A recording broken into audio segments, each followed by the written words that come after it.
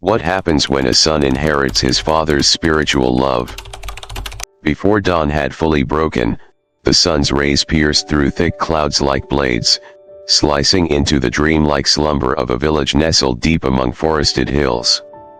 It was an unremarkable place, just rice paddies, bamboo groves, and winding dirt roads. But in that very place, a single human fate quietly shifted, and with it, the course of a world. Amit, barely 19, was crouched in a field of wild grass, each swing of his sickle cutting not just weeds, but something deeper, the invisible chains that shackled his dreams. His forehead glistened with sweat, his hands were rough and calloused, yet his eyes, they gleamed, strange and bright, as if they held a forgotten galaxy. He wasn't like the other farm boys. Because within him still burned something they had long discarded, the hope of escaping the mud. But today, something felt different. The wind didn't carry the usual damp scent of the fields, instead, it held a faint trace of incense, old wood, or perhaps, the fragrance of a girl's hair. And then, she appeared. Not walking, but gliding, a soft blur in the morning light. Amit looked up. Standing before him was a girl in a simple white dress, yet she radiated a quiet nobility. She stood tall like a bamboo shoot, her steps as gentle as falling leaves. Her long black hair cascaded like a silent stream over her shoulders. Her eyes, if you could call them that, were so still, so mirror-like, they seemed to reflect not just your face, but your entire life. Who is she? Amit wondered, heart pounding like something invisible had just seized it. She drifted past, no glance, no smile, no word. And yet, just with her silence, she carved something into his heart. A strange and aching pull, like a beautiful dream you know will never come true. Most men in that village didn't notice strange things. They were used to seasons, droughts, debts, and hunger. But Amit was different. He read books, he once dreamed of leaving to study, and he dared to imagine a world where people lived for ideals, not just grain. And perhaps because of that, he could sense the supernatural. That night, under the flickering oil lamp casting shadows on the earthen walls, his father spoke. "Do you know the girl from Chandra Mahal? They say she visits the cemetery at night. Carries red roses and incense. Sits by a grave no one claims. Some say, she's not human." Amit froze. Not human. His father nodded slowly. Someone once saw her dissolve into a tree at the far edge of the cemetery. She didn't walk, didn't run. Just faded. Like smoke. Amit said nothing. Inside, his mind was spinning, her scent, her silence, her piercing gaze, now tangled with this ghostly tale. Pieces of a puzzle he'd never imagined, yet somehow felt intimately familiar. And from that moment, he knew, his life would never be the same. Not because of a girl. Not even because of her eyes. But because he had stepped into an invisible doorway, where truth trembles, emotions are tested, and legends, quietly live. A gust of wind blew out the oil lamp. Amit looked out the window. The ancient tree at the edge of the village loomed under the dim moonlight. And somehow, without knowing why, he felt it was waiting for him. If you're still watching this video and want to join Amit as he uncovers the mystery hidden beneath that old tree, comment 5 below to let me know you're here. And if you haven't already subscribed, I encourage you to hit that button and turn on the bell. Your support helps us keep creating stories that inform, inspire, and awaken something deeper within. That night crawled by like a crack deepening in stone, slow, silent, unstoppable. Amit lay wide-eyed on his bed. Outside, Insects whispered their endless stories. The wind nudged the trees, like trying to remind them of something forgotten. In his head, his father's story replayed again and again. She faded into the tree. Didn't walk, didn't run, just faded like smoke. Some nights, we don't stay awake because we're tired, but because something is calling our heart. And tonight, Amit's heart wouldn't rest. He rose, threw on his cloak, and stepped outside. The sky was hushed, like it was hiding something. The crescent moon curled like the sneer of a demon. Darkness swallowed the village whole. The dirt road seemed longer, more haunted. With a courage he couldn't explain, Amit walked toward the old cemetery. It wasn't unfamiliar, but it had never felt truly known either. There are places you can pass 100 times by day, but one walk at night changes everything. The air turned cold, carrying scents of rot and faint incense. When he reached the cemetery gate, Amit stopped. His heart pounded like a battle drum. The wooden gate had long since rotted, its slats gaped like gasping mouths. And then, he saw her, Maya, kneeling at a moss-covered grave, long black hair hiding half her face, clutching a bouquet of blood-red roses. She didn't know she was being watched. Every movement of hers was delicate, reverent, like a ritual performed not just with hands, but with a heart worn thin by longing. Maya laid the roses down, lit a stick of incense, then bowed low, whispering something in a language not meant for humans. Amit didn't understand the words, but the sound alone chilled him. It wasn't a prayer. It sounded like a sentence, a curse, a binding spell to summon justice or open the door to unrest souls. And then, the impossible happened. Maya rose and stepped back. Her hand touched the bark of the ancient tree behind the grave. Its trunk was gnarled and scorched like burnt flesh. Slowly, her body began to blur, hand, then shoulder, then all of her, melted into the tree. No sound. No trace. Gone. As if she'd never existed. Amit was frozen. Mouth open. Legs stiff. He gasped for breath, throat dry as ash. He stepped toward the tree, trembling, and laid a hand on its bark. Ice cold. No crevice. No door. Just a tree. And yet, he knew it wasn't just a tree. Before he could pull his hand back, another hand touched his shoulder, cold as iron. He spun around. Maya. Standing right behind him. Eyes black and endless, drilling straight into his soul. The wind stopped. Time stopped. And the entire world shrank into her gaze. "You followed me?" she asked. Her voice wasn't angry. Just heavy, like a stone pressing on his chest. I just wanted to know the truth.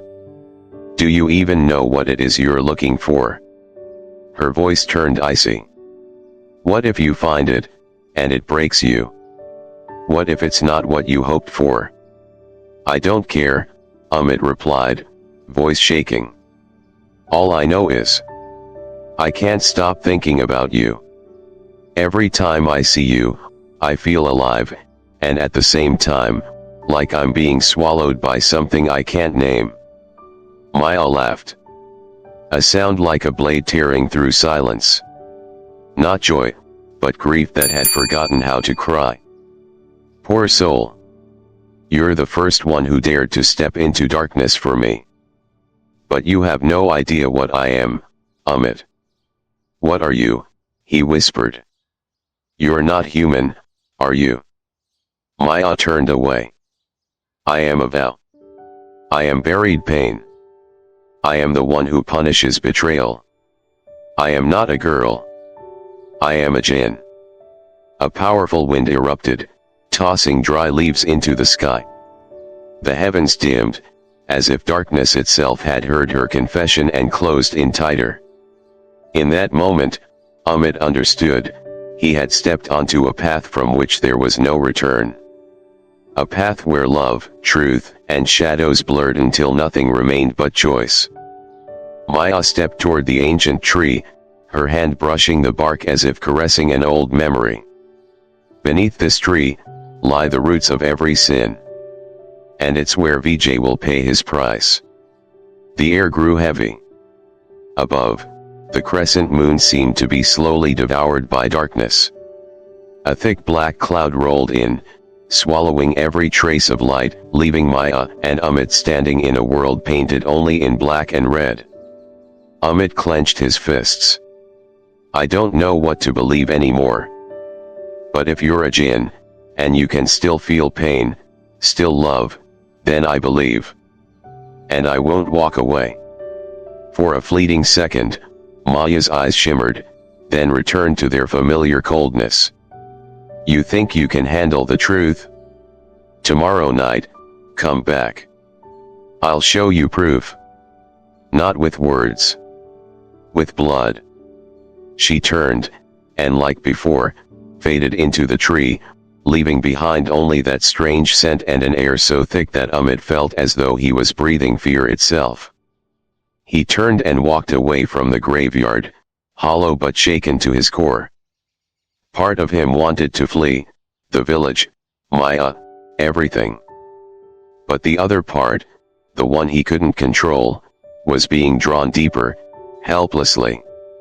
That night, he didn't sleep. Nor did he dream. He simply sat there, staring at a sky where the moon had disappeared, wondering what awaited him beneath those roots, truth, or hell. The second night came, just the same, and yet, completely different. Same heavy air in the village. Same laborers with bent backs.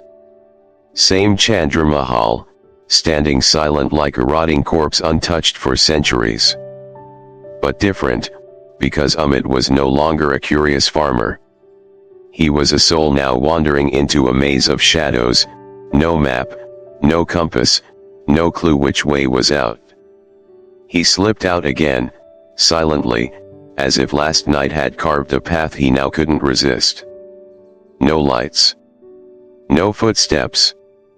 The whole village seemed asleep, or maybe, hiding from something they didn't dare name. The wind was still.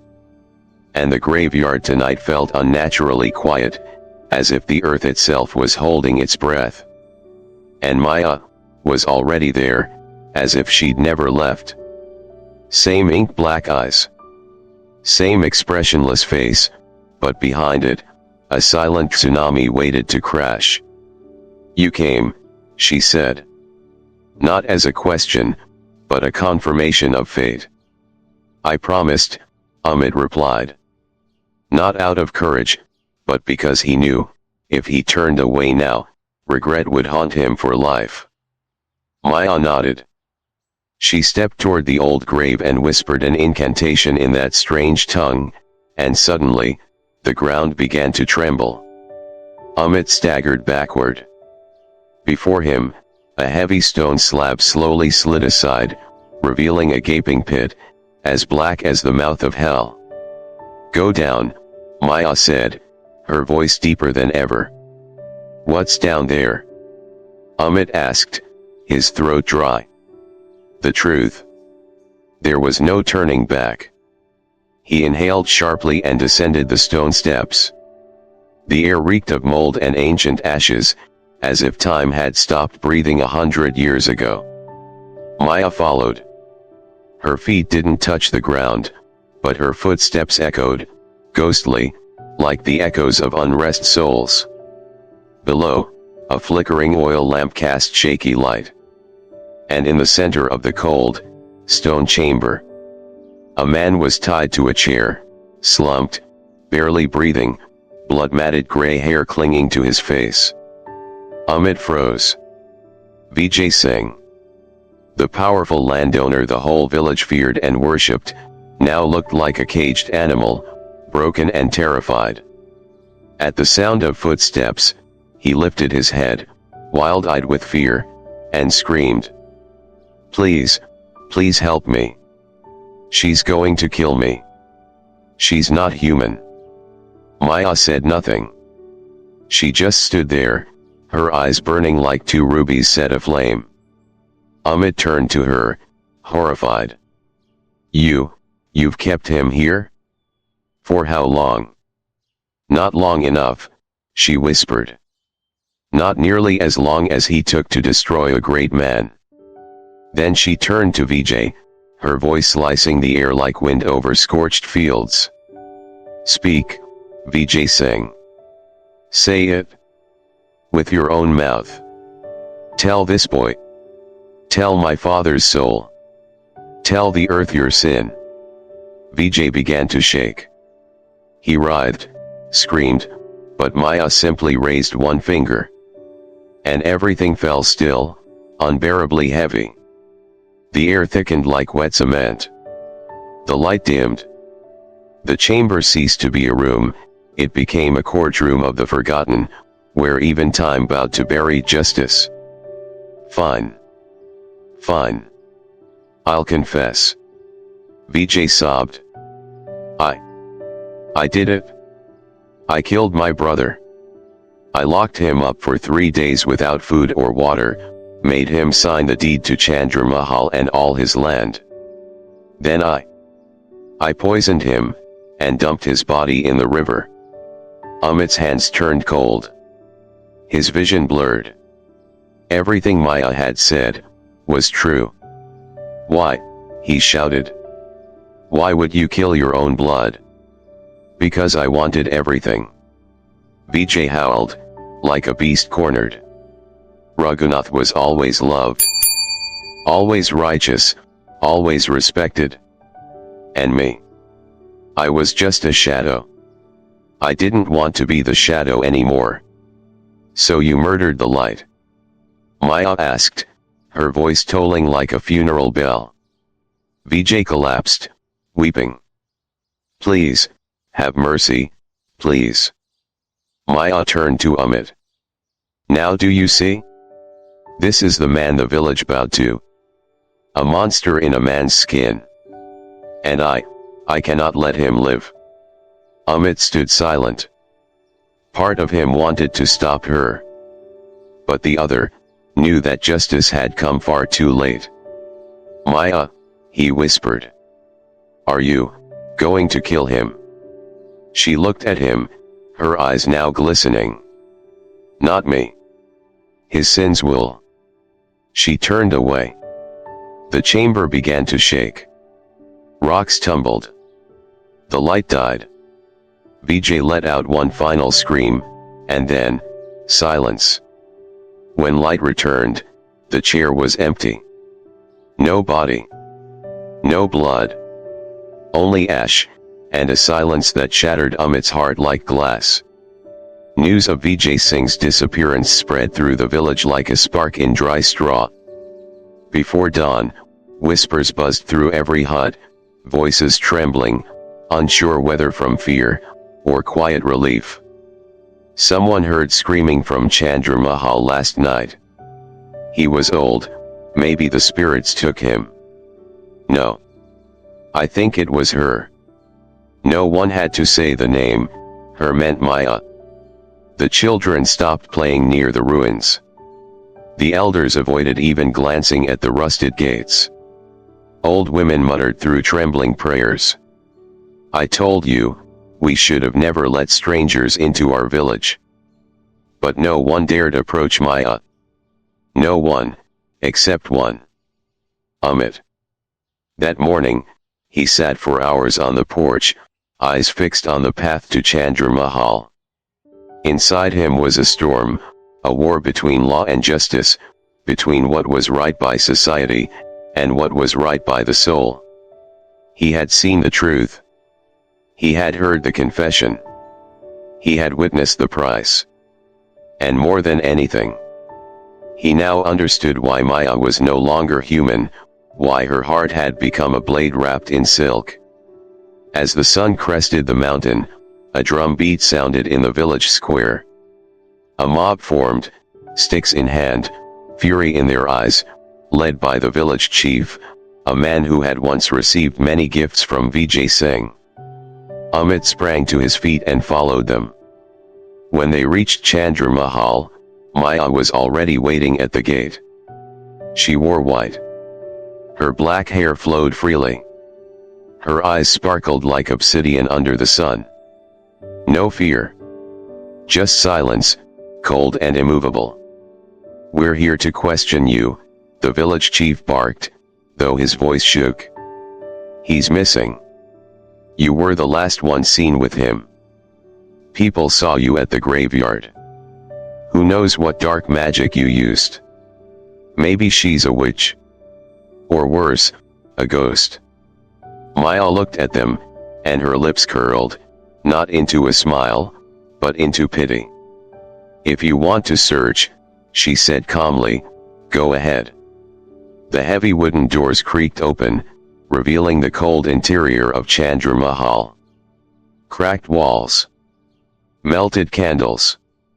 Each a silent witness to the secrets buried within. The mob surged in like a pack of starving jackals. They tore through rooms, flung open curtains, toppled furniture. They weren't searching with reason, but with fear. Because they didn't want the truth. They wanted a scapegoat, someone to blame, so they wouldn't have to face the years they'd spent worshipping a killer. Amit followed behind, his eyes never leaving Maya. She stood firm, neither retreating nor hiding. But in her gaze was a vast, quiet loneliness, as if she had always known that in the end, no one would truly stand by her. When the villagers found nothing, their fury only deepened. "Where did you hide him? Did you burn the body? You're a demon. We must cast you out of this village." Amit couldn't take it anymore. He stepped forward, shielding Maya with his body. "Enough," he shouted. "Do you even realize what you're doing? You're accusing her without proof. You've turned your backs on someone who's never hurt a soul, just because she's different." The village chief glared at him. "You're defending a being with no origin." "No origin?" Amit scoffed bitterly. "Then what about Vijay? He had a clear origin, clear enough to kill his own brother to steal land. Did any of you ever dare question him?" No one answered. No one dared. Maya looked at Amit, saying nothing, just a subtle nod. And in that moment, her eyes softened. For the first time since they met, there wasn't just darkness in her gaze, but a hint of warmth. Like a shaft of sunset light slipping into a room sealed for decades. "If you want to leave, then go," Maya said calmly. "I'm not holding anyone here. But when the truth finally reveals itself, don't say you weren't warned." One by one, the villagers backed away. None of them looked back. They didn't know if they just escaped a curse, or abandoned their chance to redeem the years spent kneeling to lies. When only Amit and Maya remained in the ancient castle, he turned to her. "Are you okay?" he asked. "I'm used to being misunderstood," Maya whispered. "But thank you, for not leaving me alone." Amit gazed at her for a long time. "I used to think you were something strange, something that didn't belong here. But now, I think you're the only one who does. Because this place needs you, to remember who once stood for good." Night fell over Chandra Mahal like a veil of black silk, beautiful, but suffocating. Under the waning crescent moon, the ancient palace resembled a hollow conch shell, whispering moans as wind rushed through its age-worn cracks. Amit couldn't sleep. After leaving the palace with the crowd, guilt gnawed at him for abandoning Maya to face it all alone. Whether she was a jinn or something else, one thing was clear in his heart. Maya was not the enemy. She was the only one brave enough to face the past, while everyone else, even Amit, lived in its shadow. At midnight, he quietly returned to Chandra Mahal. The door was unlocked. The palace seemed almost familiar to him now. No noise greeted him. Only darkness, stretching before him like fate itself, ready to show him where he was meant to go. In the grand hall, he heard a scream. Not Maya's. A man's voice, hoarse, agonized. Amit bolted toward the sound, his heartbeat pounding louder than the wind. He followed the cries to a stone pillar near the corner, and there, hidden beneath a mat of dust, was a metal hatch. Without hesitation, he pried it open. Stairs spiraled into darkness. The air below stabbed like needles. The scent of blood, damp earth, and something so ancient even time had forgotten its name, it seeped into his lungs.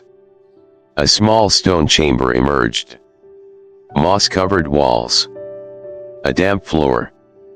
At the center, an iron chair, its ropes undone. No one there. But the scream had been real. Amit shivered. Maya, he called. No answer. He crept forward, and suddenly, the left wall trembled. A slab of stone slid aside, revealing a second chamber, darker, deeper, filled with the acrid smell of recently burned ash. Inside, Maya stood facing away, her hand resting on a large stone carving, a nobleman with a turban, his face kind and serene. Amit recognized it. Raghunath Singh. Maya whispered something in an ancient tongue, then turned. You came, she said, her voice raspier than usual. Tired. Amit scanned the room, his eyes caught traces of dark ash on the stone floor.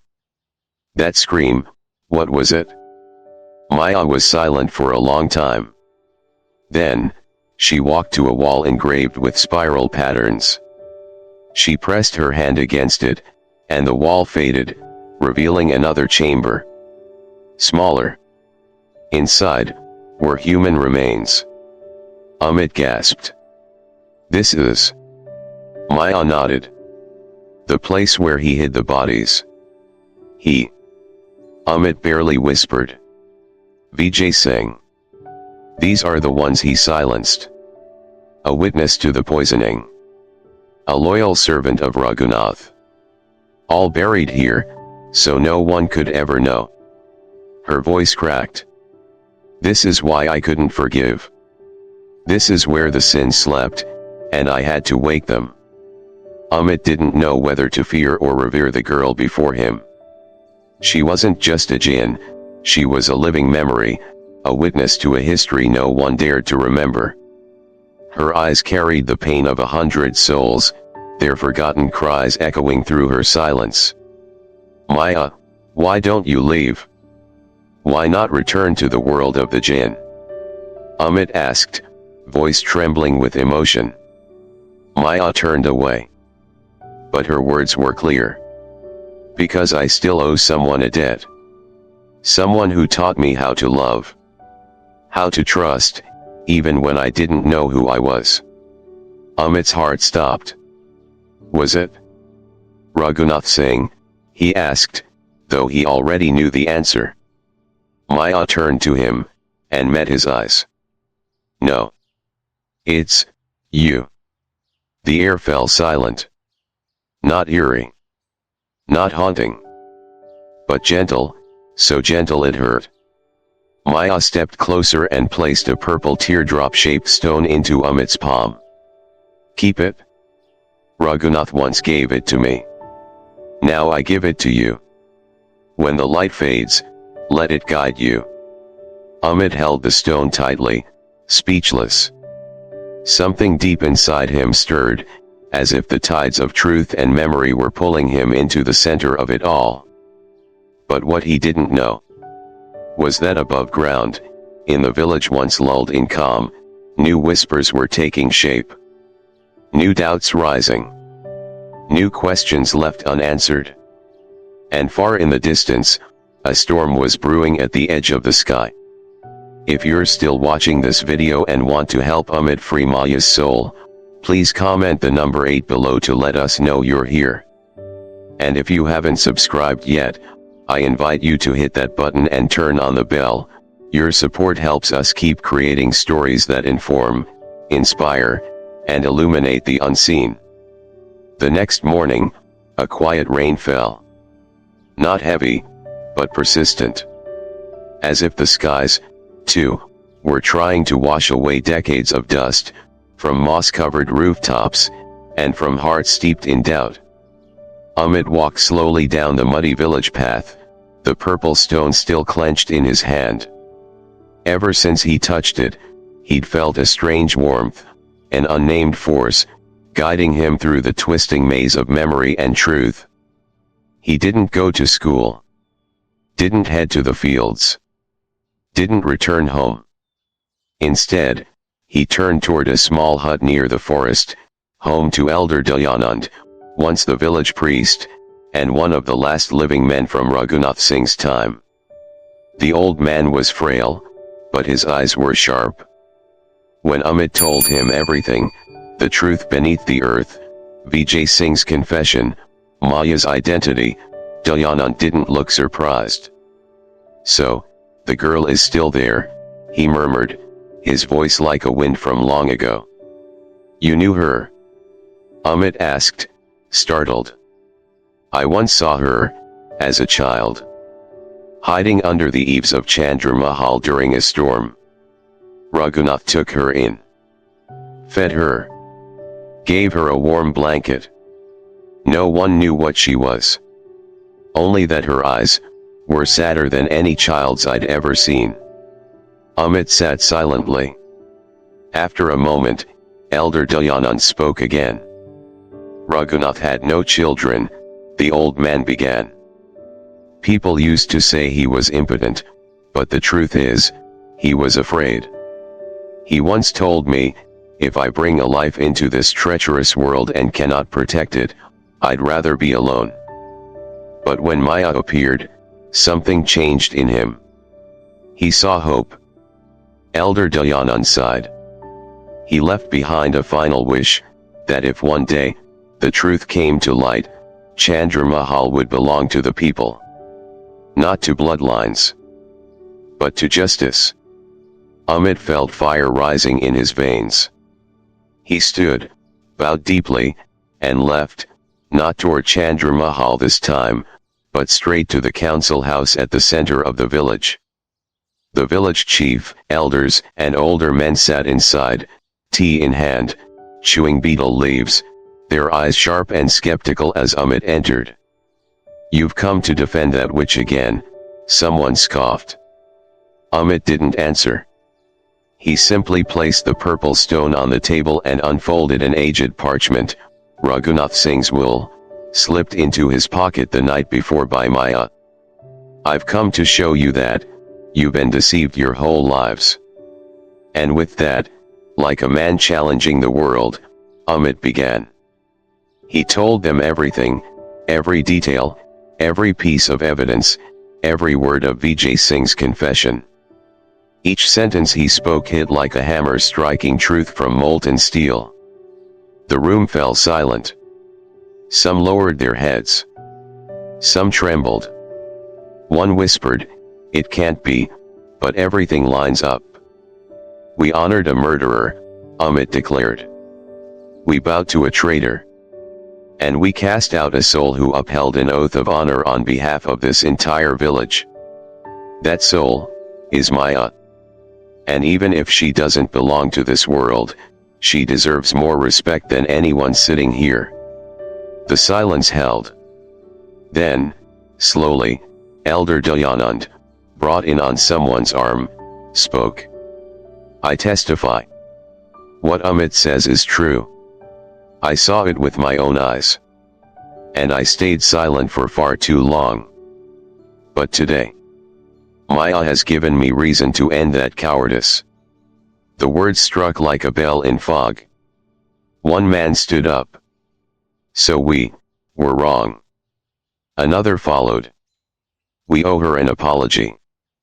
That very day, a group of villagers, this time without sticks or torches, walked together to Chandra Mahal. When they arrived, Maya was already waiting at the gate, as if she knew they would come. No one spoke, until an old woman stepped forward, trembling, and knelt. "I'm sorry, child, for believing the wrong people. I'm sorry for fearing what we should have cherished." Maya said nothing. She bowed her head slightly, and in her eyes was something unamiable, not pride, not forgiveness, but release. They had lifted the curse from her, not with magic, but with acknowledgement. That day, for the first time in decades, the gates of Chandra Mahal were opened wide. It was no longer the castle of a traitor, but a resting place for souls, and a sanctuary for truth. And Maya, the jinn who had kept her vow, began to prepare for her final departure. Night fell upon the village like a grieving mother tucking her children into bed. The houses dimmed their lights earlier than usual, not from fatigue, but from the weight in their hearts. Everyone felt they were about to lose something irreplaceable, even if that something had never truly belonged to this world. Inside the largest room of Chandra Mahal, once Raghunath Singh's study, Maya stood alone, gathering things unseen by others. Not possessions, but memories, fragments of time never stitched back together. Tonight, she would leave. She had fulfilled her promise. Exposed the murderer. Protected the castle. Preserved the fragile line between the human and the supernatural. But there was one thread left untied, one that hadn't been part of any vow, Amit. Footsteps approached behind her, familiar ones. She didn't need to turn. "You're really leaving?" Amit asked, his voice tight. "Yes," Maya nodded softly. "I can't stay longer. I've been here too long, long enough to forget what I am, a spirit? A guardian? Or just an echo?" Amit stepped closer. "Then what about me?" The question hung in the air like a falling leaf, slow, inevitable. Maya turned, and for the first time, her eyes looked vulnerable. "You are the only reason I ever wondered if I might be human." At that moment, a breeze stirred her hair, and the moonlight caught her face. The light in her eyes was hauntingly gentle. "Will you come back?" Amit asked, his voice shaking. Maya shook her head slowly. "No. But I won't leave empty-handed." She walked to the western wall and pressed the third brick from the bottom. A quiet click echoed. A square stone panel emerged, revealing a wooden box locked with an ancient seal. She handed it to Amit. "This is Raghunath's final gift, not to me, but to someone worthy. I never meant to give it to anyone. But you've proven that you don't need blood to protect someone's dreams." Amit opened the box with trembling hands.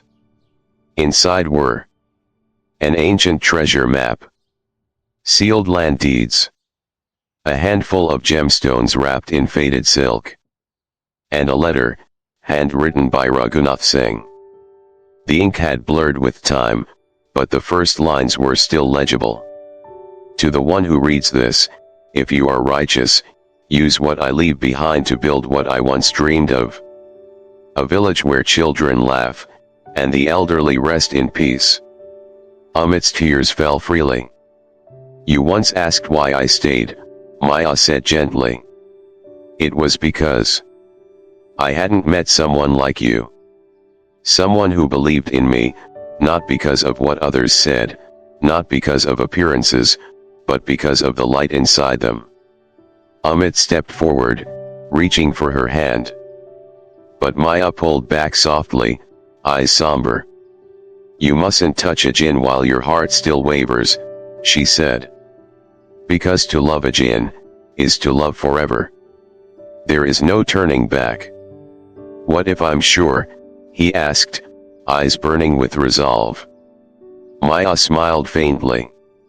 If one day, you still carry that belief, then perhaps, I will return, not as the Maya you know, but as something new.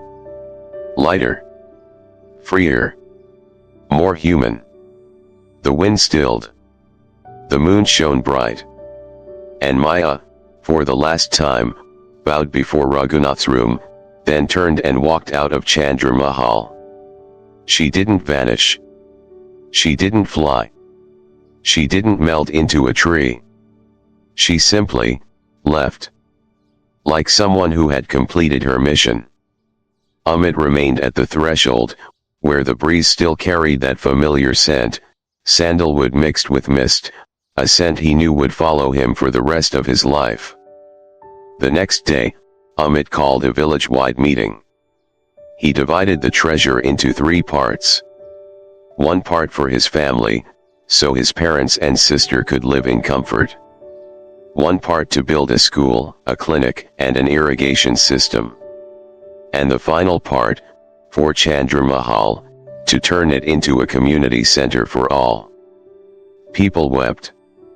Not for the wealth, but for the fact that someone had turned loss into rebirth. From then on, Chandra Mahal was no longer cursed. It became a cradle for dreams, a place where children laughed and ran. Where joy echoed through halls once stained with blood. And in every breeze that passed through its wide open windows, you could still smell a faint, strange scent. As if Maya, the jinn of the night, was watching from afar. No longer filled with fury, but with love. Ever since the night Maya left, Amit changed. He was no longer the dreamy young man chasing after a silhouette at sunset. He had become a grounded man, his eyes no longer drifting through the fog of memory, but focused on every breath of life around him. But the greatest change wasn't in Amit's heart, it was in the village that had once been cursed by the shadow of a murderer. Each morning, the sound of shovels mingled with children's laughter.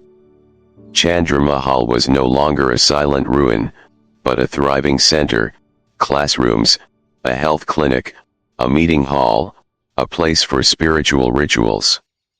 New murals were painted on the old stone walls, fairy tale scenes, always featuring a strange, recurring image. A girl in white, standing beneath an ancient tree, holding a bouquet of blood-red flowers. No one spoke her name. But no one forgot. Amit spent many nights pondering the remaining treasures from the old wooden box. How could he truly honor Raghunath Singh's message? The villagers now had food, shelter, and education. But something deeper was still missing, a faith that had been stolen by years of submission to evil. One evening, after sharing tea in the courtyard with his father, the old man placed a hand on Amit's shoulder and said, "You've gone farther than I ever imagined. But remember, a true guide isn't the one who walks ahead. It's the one who knows when to stop, and ask what others truly need." The words struck Amit's heart. He began organizing weekly village gatherings, not to speak, but to listen. For the first time, villagers were invited to speak of the future, to share their dreams, and suggest what truly mattered, not just what Amit thought was right. Then, one morning, a little girl named Meena raised her hand and said, "I want a garden to grow flowers, like the one in the murals at Chandra Mahal. A place where sad people can come sit for a while." The room fell silent. Amit smiled and nodded. "Yes. We'll build a garden, not for children, but for memory. For things that once were forgotten." And so, the Garden of Memories was born. Not large. Not lavish. But nurtured by the villagers' own hands. Each brought a plant, jasmine, bamboo, red roses. On the day of its opening, Amit placed a small stone at the garden's center. It read, "Here once stood a soul who guarded truth. And now, it will guard our dreams." That night, beneath the full moon's silver glow, Amit sat quietly among the young trees. He thought of Maya, not just her form, voice, or eyes, but the feeling she left behind, like a question never answered. He thought, if only you could see this, Maya. If only you could see the village you once protected, now reborn. A breeze passed. Leaves rustled. And in that moment, that unmistakable scent returned. Soft sandalwood, wildflowers, and old ashes. No one appeared. But he knew, she was still here. As time passed, the changes weren't just visible on maps or in the elders' hearts, but clearest in the children. Those born into fear and poverty now ran freely through the schoolyards, laughing, unburdened by the blood and sacrifice of the jinn who opened their path. One day, a boy named Arun, Amit's son, came home wide-eyed, and ran to his father. "Dad, I dreamed of a girl with long hair standing under the big tree. She said, 'Protect what your father once protected.' She smiled at me. Do you know her?" Amit froze, his heart skipped a beat. He gently placed a hand on his son's head and looked out toward the old tree at the village edge. He didn't answer. But in his heart, something pulsed again, for a presence that had become eternal. Time flowed like a river, carrying away whispers and weeping, but never the traces of a soul. Chandra Mahal had completely transformed. Children played on the stone courtyards. Elders sipped tea beneath verandas. Young women embroidered by windows, weaving dreams as they wove thread. The castle was no longer a house of hatred, but a symbol of rebirth after the storm. Amit, now a seasoned man, had silver strands in his hair. But his eyes still held the light of someone who had walked through darkness and returned, not with scars, but with belief. His son, Arun, now 13, was bright, quiet, and held a strange habit. Each evening at sunset, he would walk to the old tree alone. No one knew why. But Amit did. In his heart, the image of a girl in white never faded. And somehow, he believed that bond still lived within Arun. Then, one evening, under a full moon, Arun came home with wide eyes, his face filled with something Amit had never seen before. "Dad," Arun whispered. "I saw her." Amit's hands froze. "Who?" "The girl in my dreams. Long hair, sad eyes, voice like wind. She stood by the red-flowered grave. And I think I love her." Amit went still, then smiled softly. "What's her name?" "Diya," Arun said. "She said she's the daughter of someone who didn't belong to this world. But she wants to stay. Because something here is still calling to her." Amit leaned back and exhaled. A breath filled with decades of memory. If Maya was the soul of the past, then Diya was the bridge to a new generation. One that didn't fear the dark. That loved beyond logic. That believed in something more. Days later, Arun returned to the tree, but this time, he wasn't alone. Amit quietly followed, keeping just enough distance to watch without interfering. And then he saw her. Exactly as Arun described. A young woman with long black hair, pale skin, large sorrowful eyes, standing in the shadow of the tree, holding a crimson flower. She didn't notice Amit. But when her eyes met Arun's, the world fell silent. "Are you really Diya?" Arun asked. She nodded. I come from a different place. A place humans call myth. But my heart, it feels the same as theirs. I know how to grieve. To love. To wait. Arun didn't smile. He simply stepped forward and placed a hand over his heart. Then, can we walk this path together? Even if we don't know where it leads. Diya looked up at the moon. If you're willing, then so am I. In the darkness, Amit turned and walked away. He didn't need to see more. History was repeating itself. But this time, without hatred. Without fear. Without curses. Only two hearts, reaching for each other. Not by logic. But by fate. That night, while Arun slept peacefully, Amit stood on the balcony of Chandra Mahal, eyes lifted to the sky. 3 stars aligned overhead, brighter than ever. Legend said they represented 3 bound spirits. Raghunath Singh, Maya, and Amit. He smiled and whispered. Maya, you see her, don't you? That girl, she's not just your daughter. She's the future of both our worlds. A soft breeze passed. The scent of sandalwood lingered. And in that moment, Amit knew.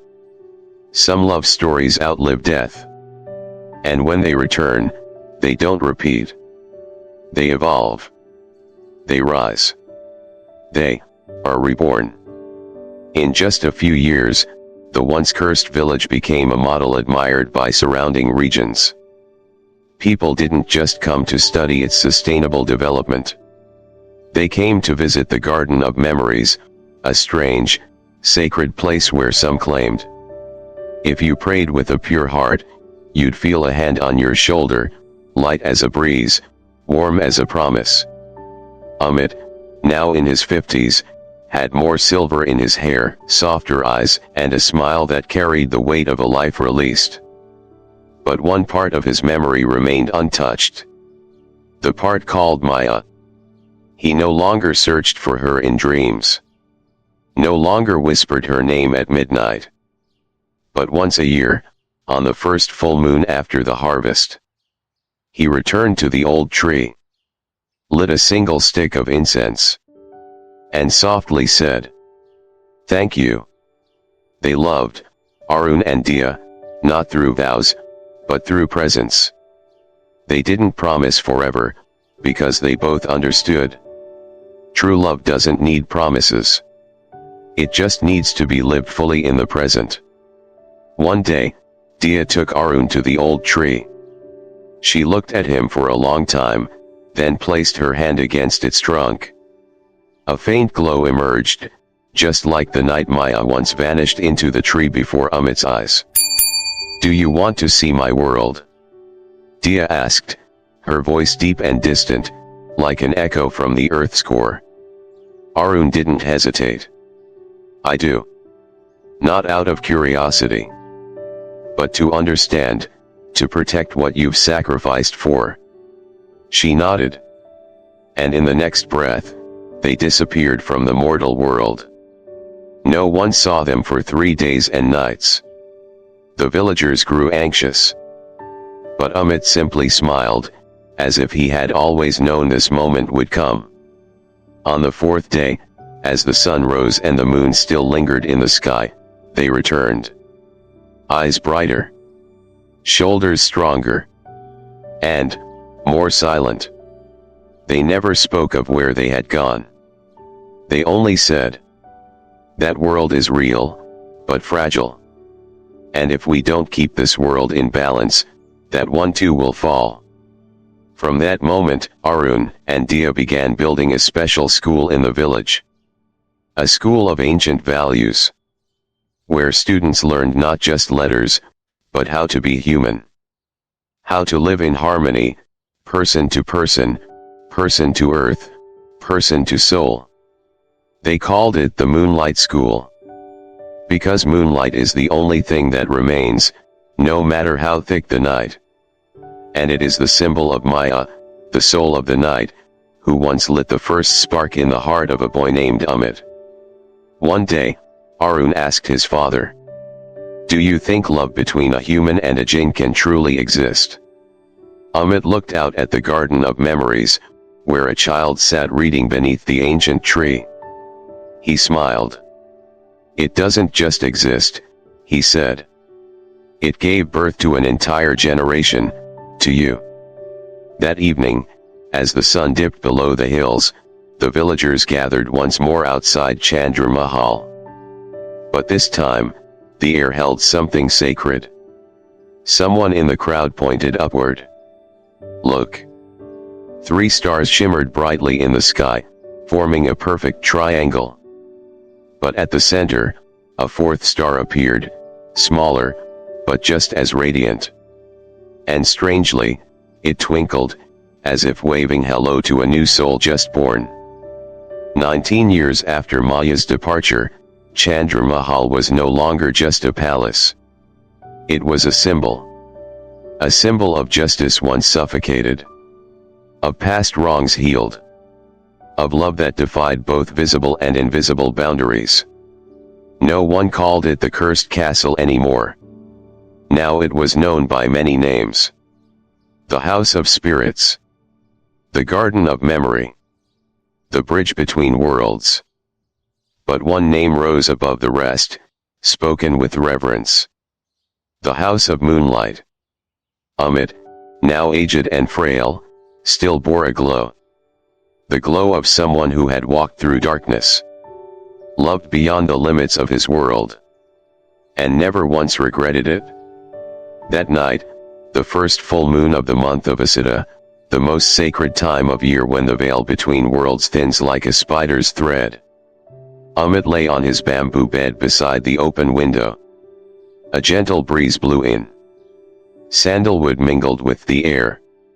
From afar, lullabies echoed with the tanpuras hum from the village temple. Amit smiled softly. And then, that familiar scent returned. Damp hair. Ancient earth. And longing.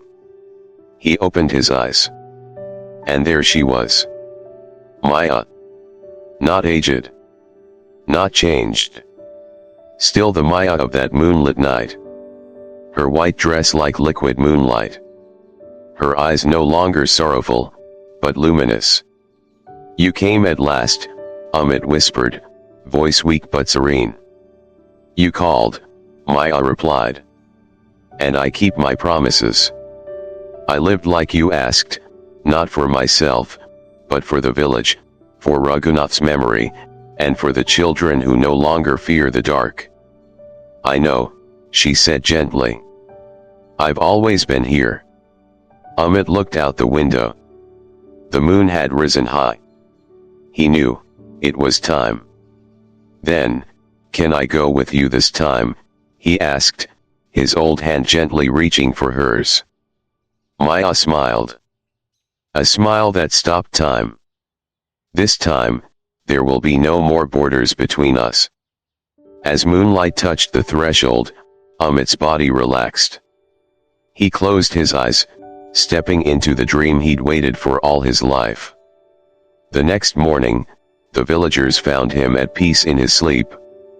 A serene smile on his face. Still holding the Chandrakant Mani. The purple stone passed through generations. His funeral was held in the Garden of Memories. Beside Raghunath Singh's grave, they placed a new stone. Amit, the promise keeper, the light restorer, the man who loved a soul not of this world. That night, as the sacred fire rose, the villagers saw something wondrous in the sky. 2 clouds drifted together, then merged, and dissolved into a soft halo. In the center of the heavens, 4 stars blazed. Raghunath, Maya, Amit, and a new soul now part of the moonlight. And Arun and Diya. They continued their mission. Not for glory. Not for proof. But because love chose them. They expanded the Moonlight School into a regional center of learning. where children studied not just knowledge, but how to be kind, how to meet another's eyes and understand. Every soul matters. Sometimes, Arun would take his young daughter, Kavya, to the old tree, where everything began. He would tell her the tale of a jinn who once loved a mortal, of a treasure not made of gold, but of trust, loyalty, and inner light. One night, Kavya asked, "Daddy, are jinns really good?" Arun smiled. "Jinns are just like people, my dear. Some are kind, some are not. But one jinn chose love over revenge. And because of her, our village lives the way it does today." That night, Kavya dreamed of a woman in white standing in the garden, her hand resting gently on Kavya's head, her voice warm as the wind. "I entrust you with the future of both our worlds." The next morning, Kavya opened her notebook and drew a picture. 4 souls beneath the moon, touching hands. And between them, a single blooming flower, growing between 2 worlds. Thank you for joining us today. We'd love to hear from you. Drop a comment below and share one thing this story taught you, and how you'll carry it into your life. Your voice matters. Reading your reflections brings strength, healing, and inspiration to us all. If this story moved your heart, please like, subscribe, and share. Your support helps us continue crafting stories that awaken the soul. Thank you for watching, and we'll see you in the next video.